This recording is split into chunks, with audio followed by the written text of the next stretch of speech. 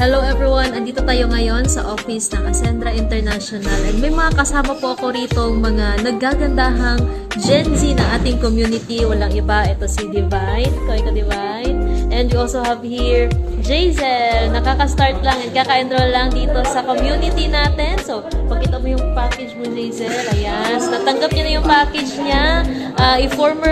Former kasambahay po right now sa Pasig. Ano yung nararamdaman mo ngayon, Jazel? Happy. Sobrang happy talaga. So, sabi mo, nakikita mo lang to before sa Facebook, sa online, diba? Yes po. Tapos ngayon, nakita mo na siya personal. So, Nakita ko lang sa personal. so anong masasabi mo, Jazel, sa mga katulad mo na gusto din mag-start sa Ascendra or mga Gen Z? So, sa mga katulad ko na mga Gen Z or mga teens, sana kayo din makapag-enroll kayo dito sa Ascendra International. Yeah!